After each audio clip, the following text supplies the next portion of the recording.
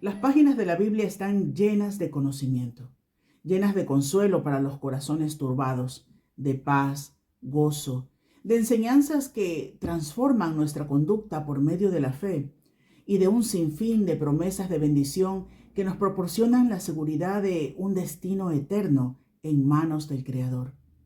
Pero aunque la Biblia es un libro de esperanza, también es un libro de juicio.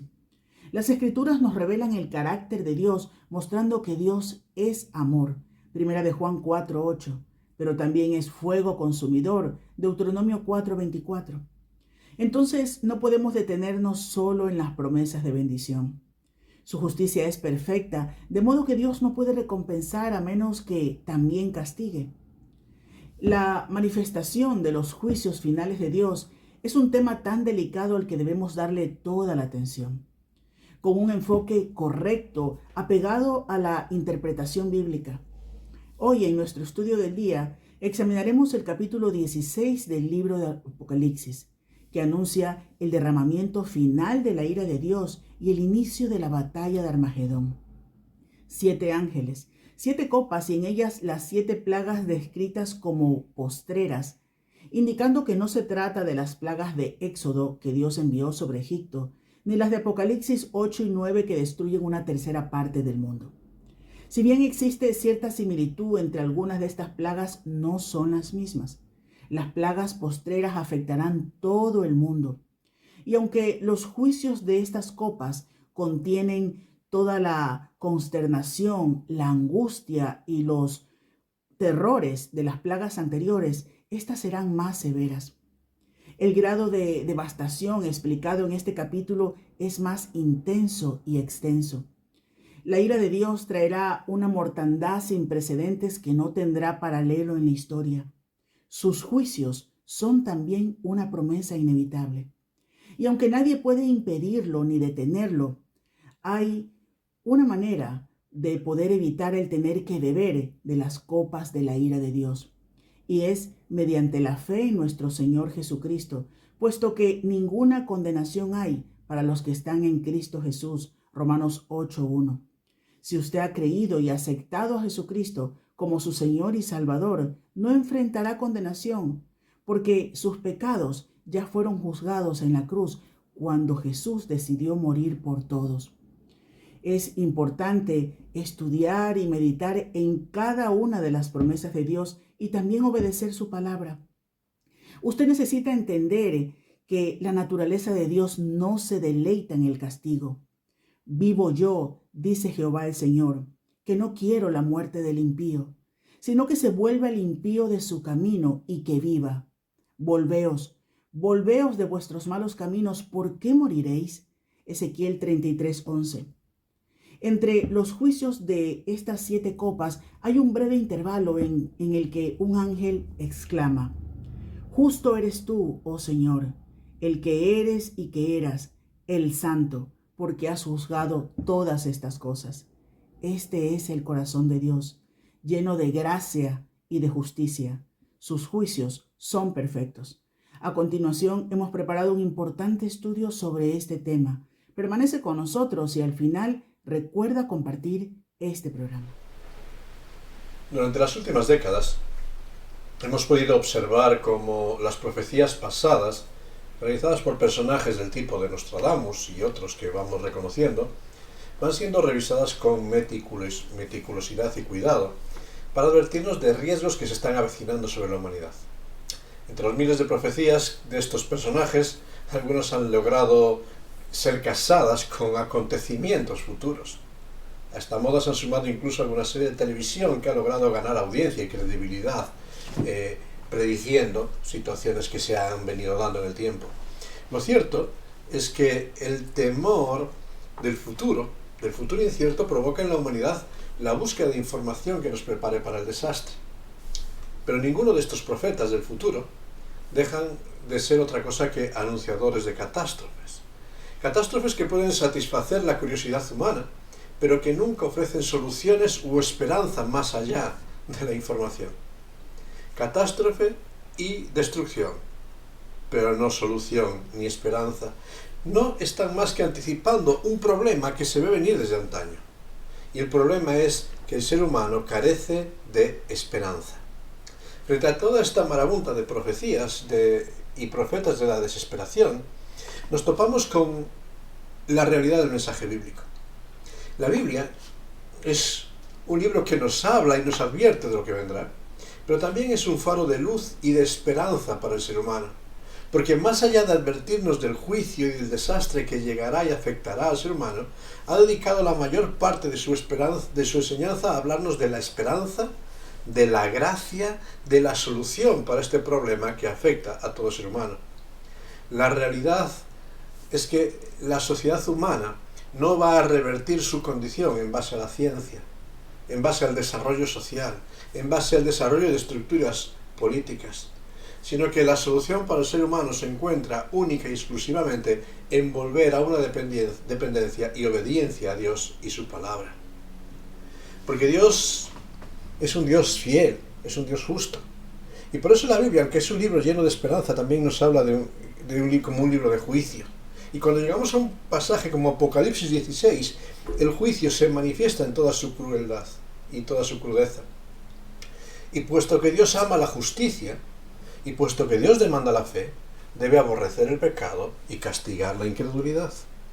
Puesto que Dios no puede amar la verdad a menos que aborrezca la mentira. Dios no puede amar la bondad sin aborrecer la maldad. Dios no puede recompensar si no hay un castigo.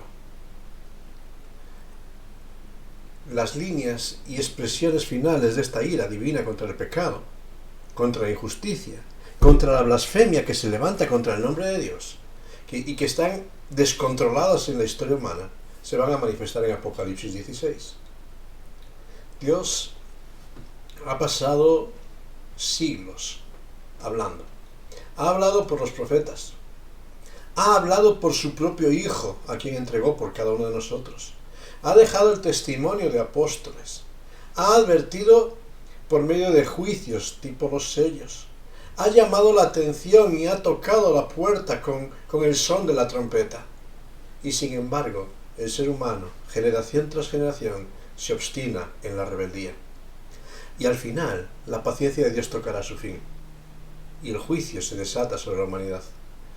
Y sin retorno, sin vuelta atrás, este juicio va a caer y la paciencia de Dios va a trastocarse en la ira de Dios, en esa justa retribución sobre el pecado.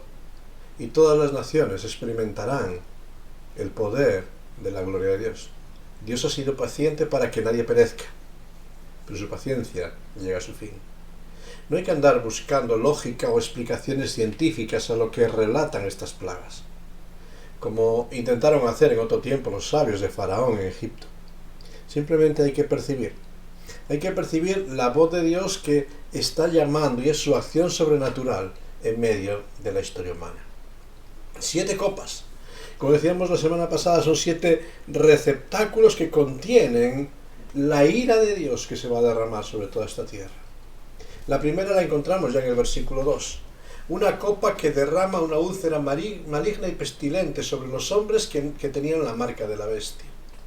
Realmente esta primera plaga apunta a una de las consecuencias de la desobediencia que se ha marcado en la palabra de Dios. Cuando desobedecemos a Dios, cuando desobedecemos las directrices de Dios, Deuteronomio 28:35 señala que seremos heridos con estas úlceras malignas y pestilentes. Y estos dos términos realmente son interesantes, porque maligno nos habla de algo que es destructivo, de algo que no reporta nada bueno para la vida. Pestilente nos habla de algo que es doloroso, que causa un gran dolor. Y es que vivir en desobediencia a Dios, vivir en rebeldía ante Dios, no aporta ningún beneficio para el presente, pero tampoco reporta ninguna bendición, ninguna esperanza para la eternidad. Por ello, la primera de estas copas saca a la luz la verdadera vanidad y sinsentido de vivir una vida rechazando a Dios. Y por eso, como consecuencia, y puesto que este juicio es una manifestación sobre la desobediencia, esta copa se derrama sobre aquellos que han aceptado la marca de la bestia, aquellos que adoraban a la imagen de la bestia, aquellos que han dado la espalda a la gracia del Dios vivo para seguir los designios del Dios del humanismo, del Dios de lo humano, del Dios de lo material, del Dios del aquí y del ahora. Pero también esta copa nos presenta una realidad, y es que al final hay una protección para aquellos que buscan el nombre de Dios, para aquellos que temen, que guardan, que obedecen la palabra de Dios. Dios protege a los justos, pero Dios castiga a los impíos.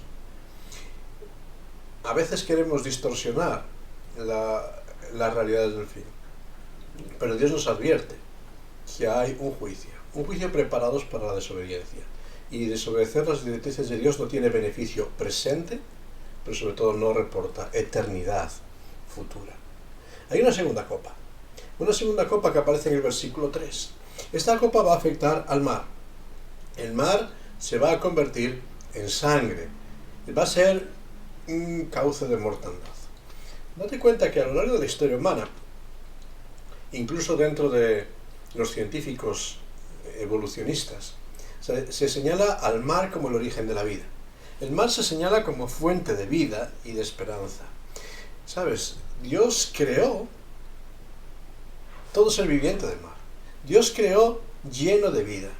Sin embargo, la consecuencia de la acción humana sobre la creación es que aquello que Dios creó y llenó de vida, la acción humana lo impulsa para ser un cementerio, solo lleno de contaminación, de degradación, de miseria.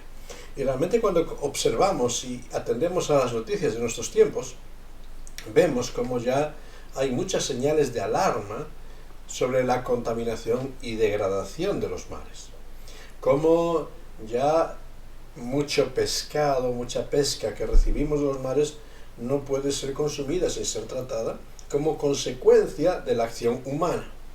Pero sobre todo, también vemos que a lo largo de la historia se han detectado lo que se llaman las mareas rojas. En zonas de costa estamos acostumbrados a que se hablen de mareas rojas, pero sobre todo en zonas como la costa de Florida se producen ciertas mareas rojas que por medio de algas y explicaciones que nos dan científicas causan gran mortandad animal.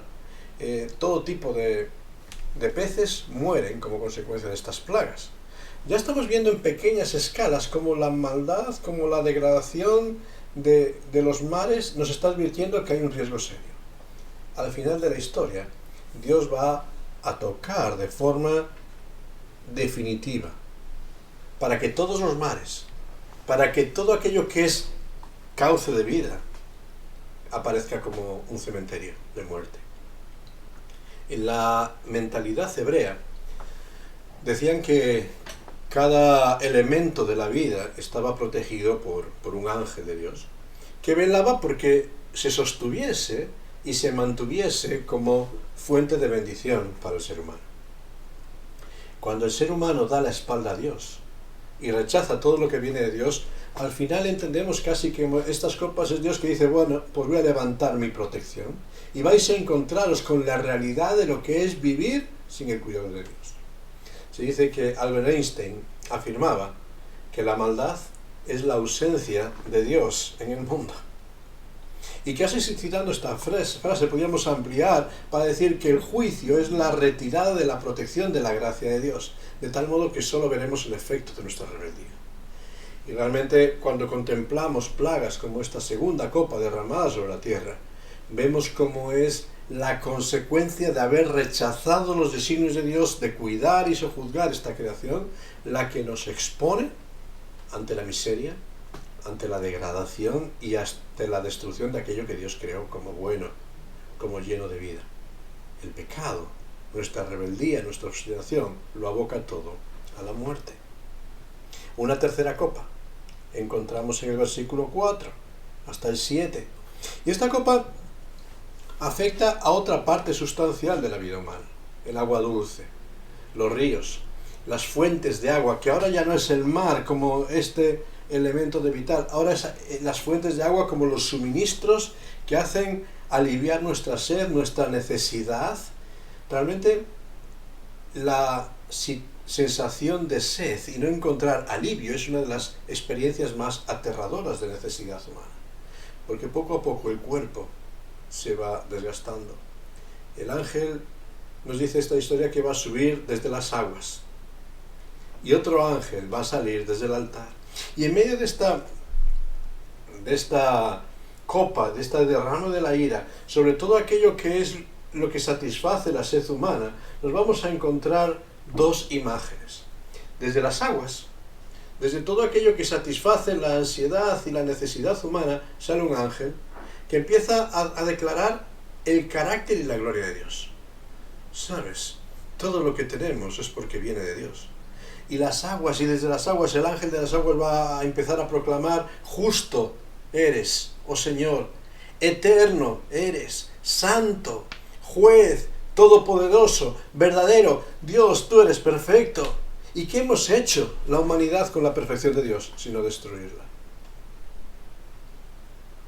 Y desde el otro ángel, empiezan a proclamar: mira, has juzgado estas cosas, porque han derramado. Y al final tiene que escucharse esa voz que revela las condiciones de los impíos. Y en ese versículo 6 termina con esta frase: derramaron la sangre de los santos, de los profetas, y tú les has hecho beber su sangre, les has castigado, por lo merecen. Han revelado toda la satisfacción que venía de ti. Han buscado en fuentes humanas, han buscado en fuentes creadas por ellos mismos, han buscado en su propia razón y se han quedado insatisfechos. Y ahora están encontrando el vacío, la insatisfacción, cuando todo lo que es la provisión de Dios desaparece. Y se encuentran con lo que se merecen. Han rechazado al Dios de toda la gloria.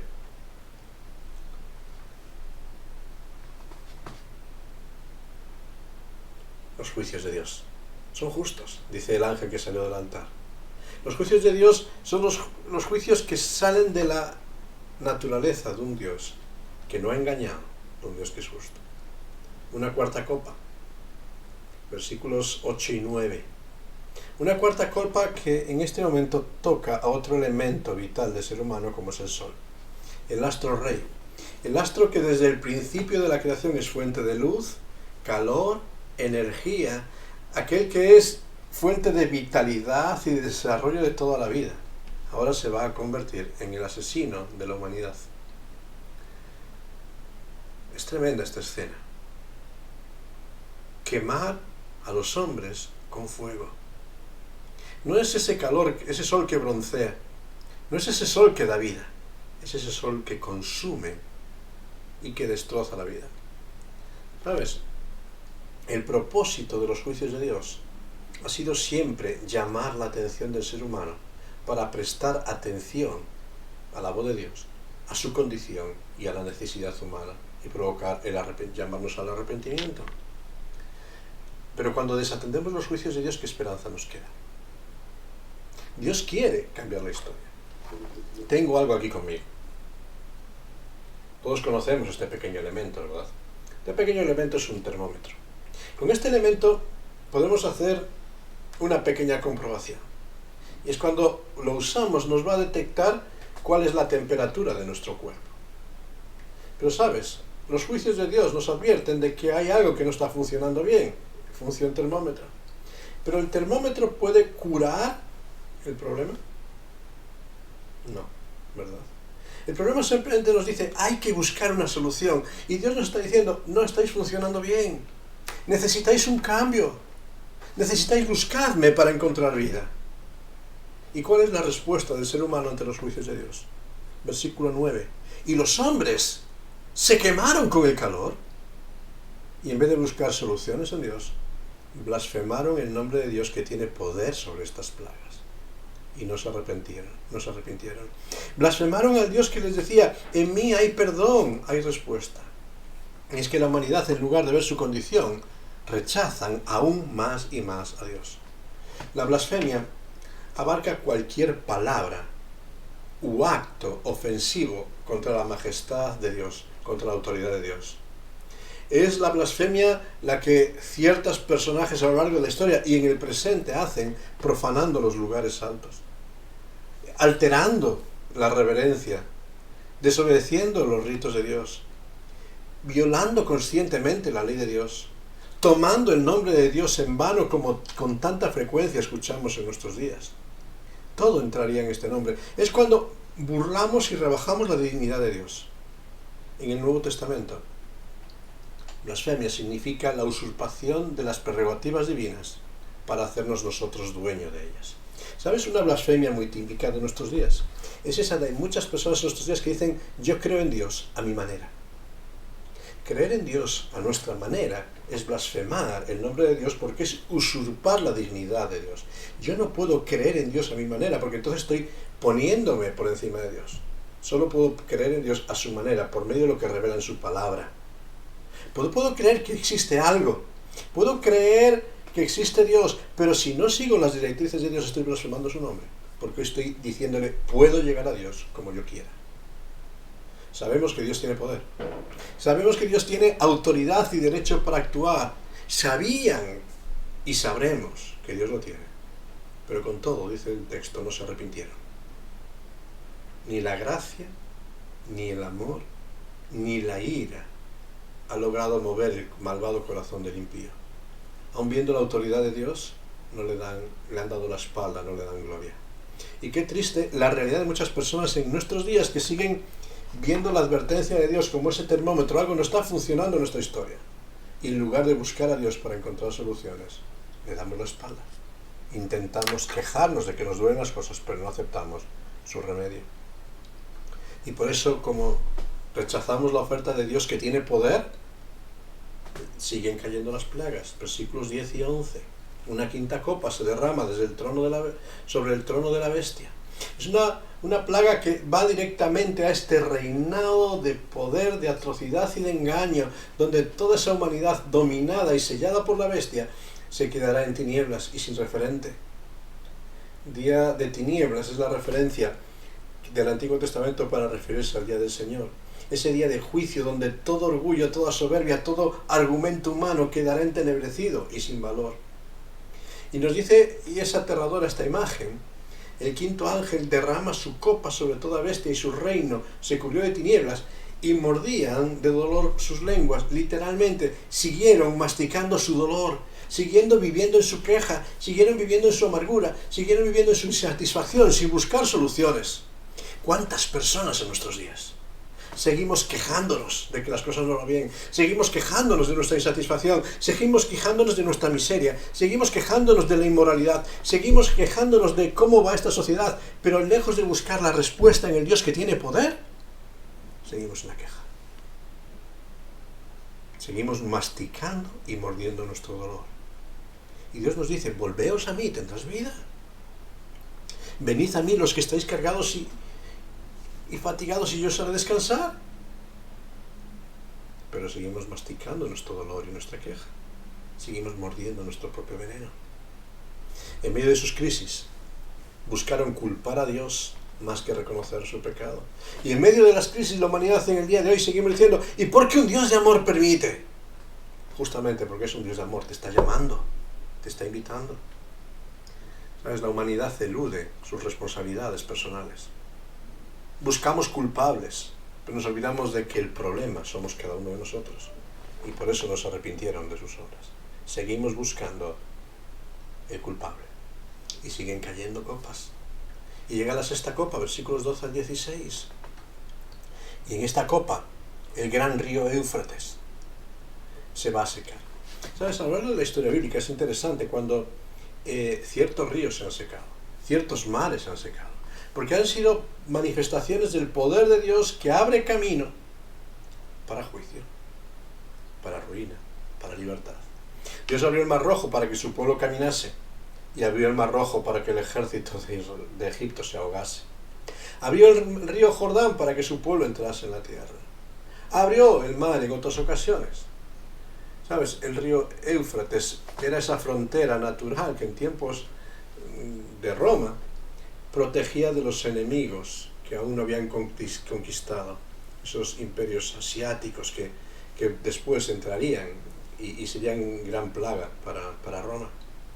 Un río que se seca y que afectaría también a la vida de una amplia zona zona.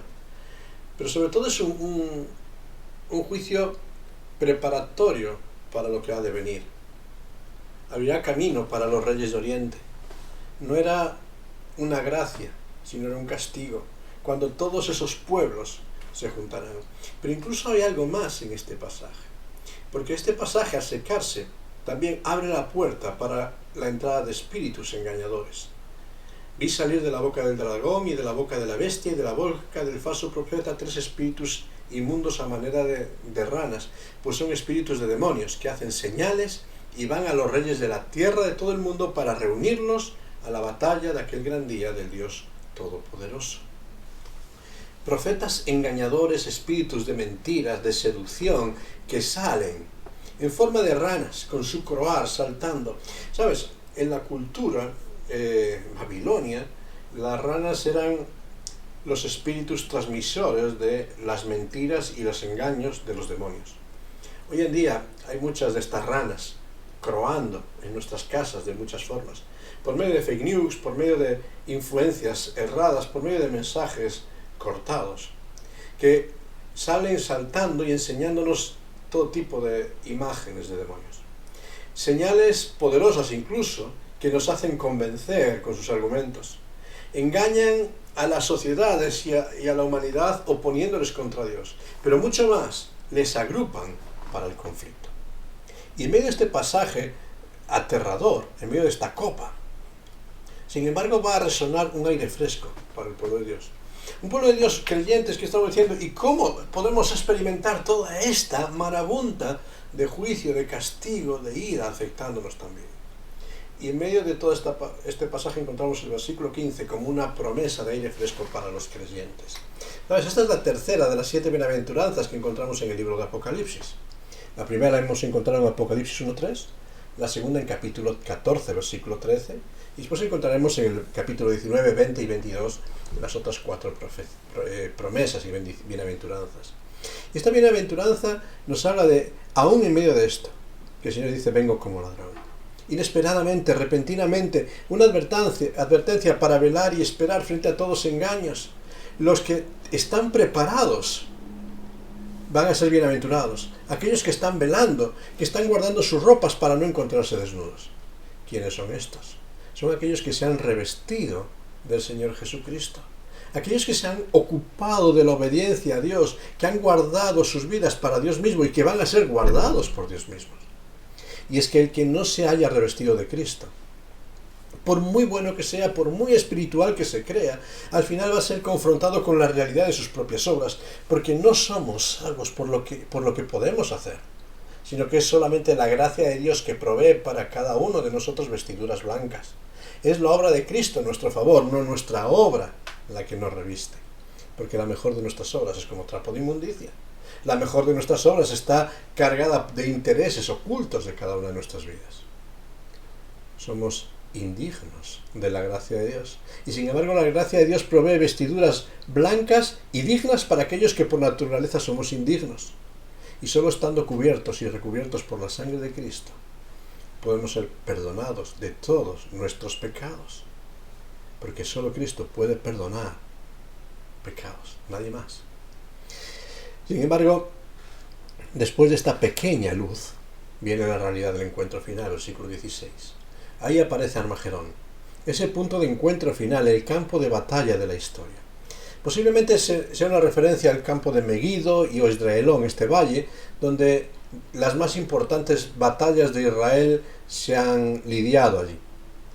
Realmente es un punto de encuentro, no sabemos si real, si literal, si metafórico, pero es un punto donde las naciones se van a reunir para pelear contra Cristo, contra Dios, para intentar un último esfuerzo de decir nuestra dignidad y nuestros derechos.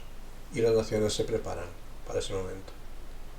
Pero hay una séptima y última copa, versículos 17 al 21. Una copa que va a afectar a la atmósfera, al aire, el último punto de impacto. Dios está limpiando todo aquello que fue el área de influencia del anticristo, la tierra, el mar, las aguas, el sol, finalmente el aire. Y finalmente encontramos una palabra y una expresión que es tremenda en este momento. Cuando el ángel derrama su copa, sale una gran voz del templo del cielo, del trono, diciendo, hecho está. Esta es la voz que va a resonar al final de la historia. Los efectos de la ira de Dios son consumados. Es una obra completada. No hay más oportunidades. Una voz que me recuerda mucho a aquella voz que sonó en la cruz del Calvario cuando Cristo expiró, cuando Cristo entrega su vida y dice, consumado está. La obra está completa.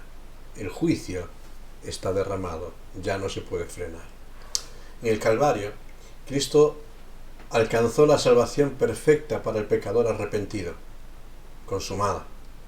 Al final de la historia, Dios derramará la condenación sobre quienes no aceptaron la gracia de Cristo. Hecho está.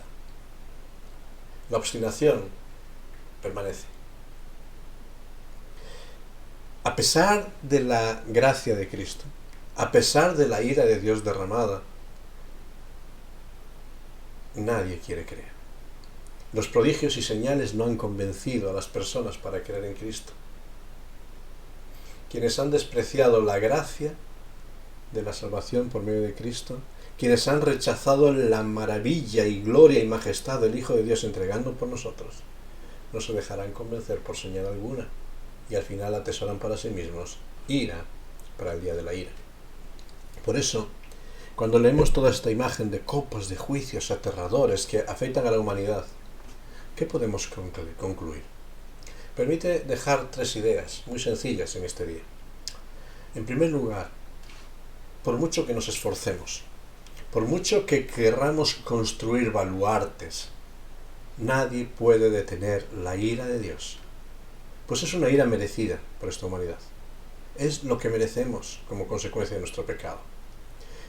Cuando después del diluvio universal la humanidad quiso construir una torre a que llegase hasta el cielo por si Dios volvía a derramar sus juicios que no la afectasen, expresaron un intento humano que seguimos esforzándonos por hacer. Queremos construir escaleras de buenas obras, de filosofía, de negación, de burla, que nos intenten esconder del juicio que vendrá. Pero no lo podemos detener. En su momento vendrá el juicio. Sin embargo, aunque no lo podemos detener, la Escritura nos confronta con una segunda realidad. Existe un método y una forma para protegernos de la ira que vendrá. Existe una previsión. Si el termómetro nos advierte de que la ira viene, la fiebre está ahí, el Evangelio nos ofrece la medicina para tratar ese mal. Y la medicina no es otra que Cristo. Romanos, el apóstol Pablo escribe a los romanos y dice allí en Romanos 8.1 una afirmación contundente. Dice, ninguna condenación hay. ¿Para quiénes? Para los que están en Cristo Jesús. Para aquellos que han aceptado por la fe a Cristo como Señor y Salvador. Por eso, una tercera idea. Ante la realidad de la ira que viene, ante la realidad de las copas que se van a derramar, tienes 2 posiciones. Arrepentirte y creer en Cristo. Y ser protegido de la ira que vendrá. O blasfemar contra Dios, seguir quejándote y masticando tu dolor y experimentar la ira que mereces. Es tu decisión. Ante la realidad de la ira de Dios que viene, la advertencia es seria y es la advertencia que hoy quiero dejar contigo. Advertencia que se repite en varias ocasiones en la Escritura, donde Dios te dice, si oyereis hoy su voz, no endurezcas tu corazón. Si oyes hoy la advertencia de Dios que te llama a cobijarte de la ira que vendrá, no te endurezcas, acepta a Cristo. Porque solamente Cristo tiene poder para protegerte y perdonarte. Para perdonarte de todos tus pecados y para protegerte de la ira que mereces. ¿Qué vas a hacer? Esa es tu decisión. La ira vendrá y nadie la puede detener. Las consecuencias sí las puedes escoger. Cree en Cristo y serás salvo. Rechaza a Cristo y la ira de Dios vendrá sobre ti. Dios quiera que escojas a Cristo, porque solamente Él te puede reportar paz. Que Dios te bendiga en este día.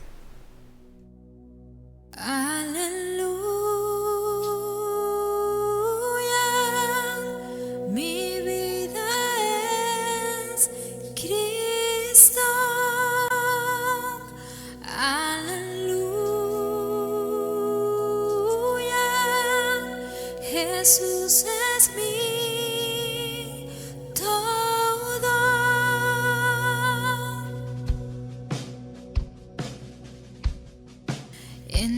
esa oscuridad vagué, perdido en el error, la senda vana del placer a muerte me llevó, siendo rebelde a tu voz, quisiste amarme así, de no haber sido por tu amor, aún huiría de ti. En rumbo a mi perdición, indiferente aún, de mí tuviste compasión. Me guiaste a la cruz y contemplé tu gran bondad. Sufriste tú por mí, al tu morir en mi lugar, tu gracia recibí. Aleluya, mi vida es Cristo. Aleluya, Jesús es mi todo. Aleluya, mi vida es Cristo.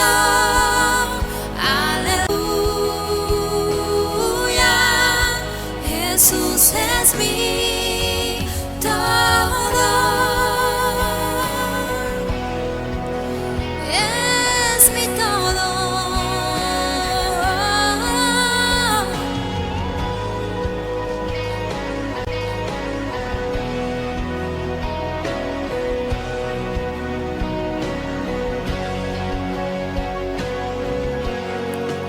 Ahora, Señor, tuyo seré y viviré por ti. Tus mandamientos seguiré por tu poder en mí. Usa mi vida, oh Señor, como lo quieras tú, y que sea siempre mi canción, mi gloria eres tú.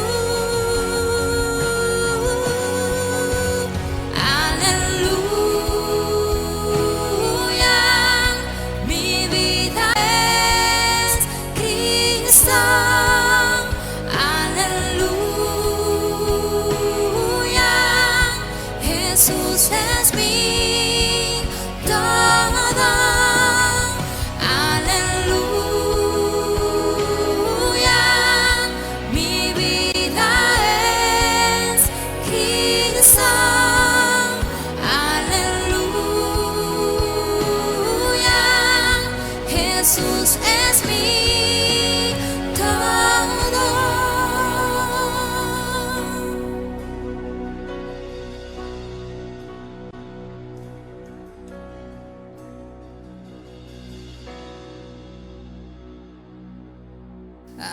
Aleluya, mi vida es Cristo. Aleluya, Jesús es mi todo.